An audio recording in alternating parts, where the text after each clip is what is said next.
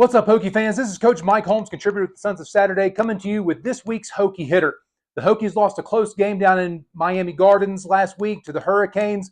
Very close game, came down to the last play. We're not going to talk about that. That's been talked about ad nauseum. Pete and Sam have talked about it. Billy Ray and Pat have talked about it. So let's look at a couple of other bright spots from this Hokies team that occurred during this Miami game. This has been the first game where the Hokies really, in my opinion, played a complete game all the way through. Offense, defense, special teams. It wasn't perfect, but it was more steady and more complete throughout the entire game. And let's take a look at a couple of wrinkles that really made this game a lot closer than Las Vegas and a lot of other people thought it probably should have been. So we're going to start by looking at the defensive side of the football. So the first thing we're going to look at is this formation that we first saw against Diego Pavia in Vanderbilt.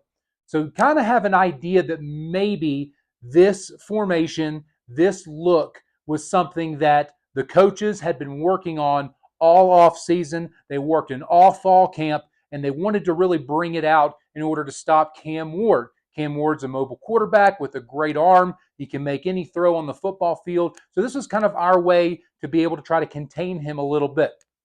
So if you notice in this particular formation, Miami is in their twins look. They have two receivers to each side, one back in the backfield.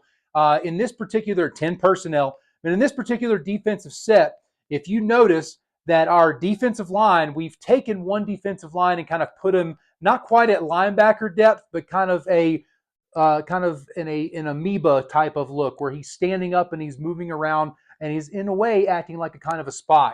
And that's APR. He's gonna be right here in the middle. We have 2-5 techniques on the outside. We have a nose guard that's shaded to the left side of the center. Corners playing press man on the two receivers up on the line. We have a safety back, Will and Mike in the middle. The star is apexed out over their H receiver. So this is a third down situation. It is a 3rd and 5. The first down is about 5 yards deep, and that kind of plays into the way this defensive formation is kind of set up. We used to call this all the time. It depended on kind of what the first down was they had to get on third down, whether it was 5 yards, whether it was 7 yards, whether it was 10 yards, 12 yards, didn't matter where. We would say, hey, I want 5 at 7, or I want 5 at 12, no matter what it was. This particular case, we're doing 5 at 5. So we are playing basically 5 men across the field at 5 yards at the first down marker, trying to do everything we can to allow Cam Ward to not have to be able to make an easy throw. Okay. What really works in this play is the way we bring pressure. We have 2-5 techniques that are rushing hard on the outside. We have our shade who's coming hard up the middle. Now, this is where it gets a little interesting. We try to overload one side of the field. So while Miami's back steps up in pass protection, he's taught to look inside out. So he's looking for the first guy coming through here, and then he's working his way out. So what APR does, APR is actually going to loop around the defense and come through the offside B gap. So we're really overloading that offensive right, defensive left, defensive right, offensive left side of the formation. And APR looping around, this causes this guard to have to try to pick up APR. You have a double team here on this one technique. These tackles have to set back and try to catch those 5 techniques that are rushing back. And we end up causing Cam Ward to fumble. This is Miami's very first drive, ends up us getting the ball in really good field position. But let's look about what happens in the secondary on this particular play. So first thing that's going to happen is this Z receiver is going to come in motion, and he's going to set up inside the Y.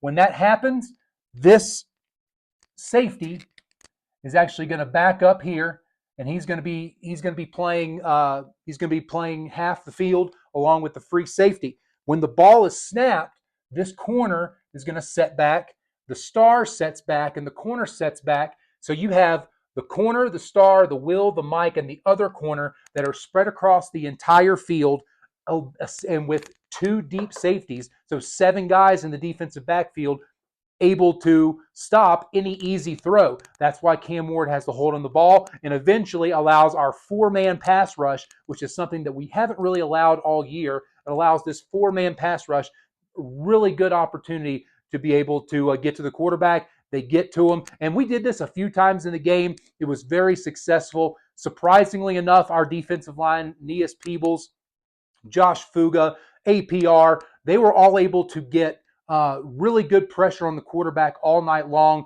causing some errant throws, couple of interceptions. In this particular case, a strip sack fumble that gave us really good field position to go out and take an early lead. So again, creativity by Chris Marv, Brent Pry, Coach Cheetah, the entire defensive unit. Really creative use of personnel here, and something that we had seen earlier in the year that they really rolled out in full force during this Miami game. So real quick, we're going to move on to the offensive side of the ball, and we're going to talk about another wrinkle on the offensive side of the ball that we rolled out with.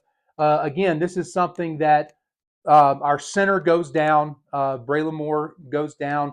Caden Moore has to slide over to center. We have to change some things around up front. Offensive line ended up playing great. It was a great job by them. This was something that really was able to force Miami to be more cautious, more careful, to not bring any more pressure than they really wanted to. So let's take a look at the offensive formation here. So right now we have 68, we have 77, we have 70, we have 75, and we have 79 up front. We have 1 and 33 out here.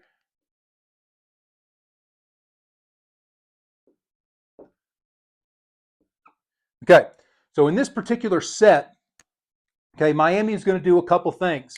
One, Miami is going to play their typical base 51, 35, their base four-man front, okay? They're going to have a linebacker out here over Colin Schlee.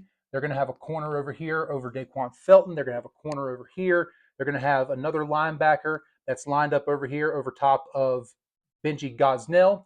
You're going to have your two backers in the middle, okay? And you're going to have one free safety out here. So this is your this is kind of a base look. This is kind of your hybrid linebacker, kind of your safety, could be your linebacker here. But when we set up this play, the way we are using motion and we're using personnel and a little bit of gadgetry here and using Colin Schlee in here at the slot. Now, again, something that we've done in previous weeks, we've kind of toyed. We've had formations where both those quarterbacks, Schlee and Drones, have been on the field at the same time. Sometimes we've just used him as a decoy. Sometimes we're using him trying to get him the ball. This particular instance, this is going to be that reverse to Jay Lane for the touchdown. But let's talk about why this play works as good as it does. So as soon as Schlee goes in motion to get the snap, the linebacker for Miami, this safety, ends up dropping back and receding a little bit and kind of almost bumping over. And so it really sets up this side of the field now. So now you have only one guy that's over to the wide side of the field, the corner that's covering Daquan Felton. And everybody else here is really kind of right where we want them. Okay. So on this particular play, you're going to have, it is going to look exactly like any type of power lead or jet sweep that we've run to the strong side of the field, where we have actually Gosnell's going to do a great job of getting a kind of a dummy arc block out here. Tootin is going to get on his horse and get on the outside here, and we actually pull Brody Meadows. So it looks like at this point we got three lead blockers trying to block Colin Schlee. So as soon as this happens, we start getting all of these guys running through here. They are all peeling off, going as hard as they can upfield. They're trying to do what they can to stop this jet sweep. The linebackers are coming up as well. So we're doing everything possible. As soon as the snap happens, though, Jalen Lane comes back around underneath. He gets the handoff, comes back. There's that little pitch, and he's off to the races. Now, why does he make it to the end zone? Let's talk about that for a second. Our offensive line does a phenomenal job here.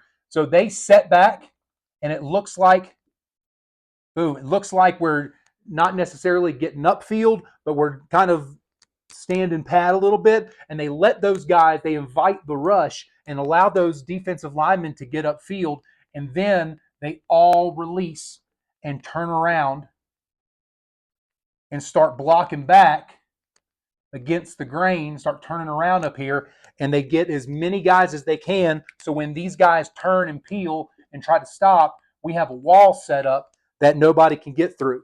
But the guy that makes the play, he's number one in your programs, number one in your hearts, Kyron Drones. After he makes this handoff to Schlee, he kind of floats around here, and after that handoff is, so there's no spy on him that can go with him. But as soon as that handoff is made, he becomes the lead blocker. He gets upfield, and the guy that he ends up getting is this safety right here who kind of bails, comes up, Drones gets on him, makes a really great block, and then Lane goes untouched into the end zone. A little bit of trickeration, a little bit of fancy maneuvering with personnel.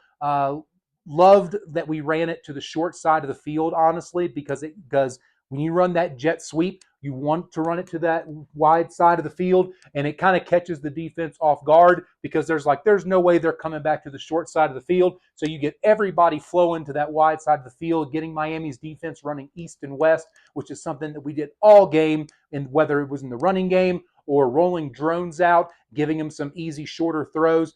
Phenomenal job game planning by Tyler Bowen and the entire offensive staff this week. This is just one example, again, of the continued growth and creativity of our entire offense.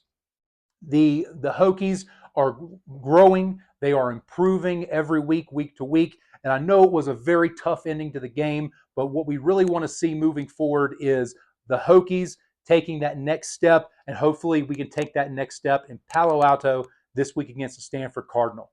Thank you for tuning in. Really appreciate it. Don't forget to subscribe to the Sons of Saturday YouTube channel. Like this video. Leave me a comment. Let me know if there's something you like or you don't like. I know I'd love to be able to put the video clips on here, but you can find all of those video clips from the plays I just talked about on the article that is going to be posted on the Sons of Saturday website. So at sonsofsaturday.com, you can find that there. Follow me at Hokie Hitter. Follow the Sons of Saturday on all the social media channels, and we'll see you next week. And as always, go Hokies.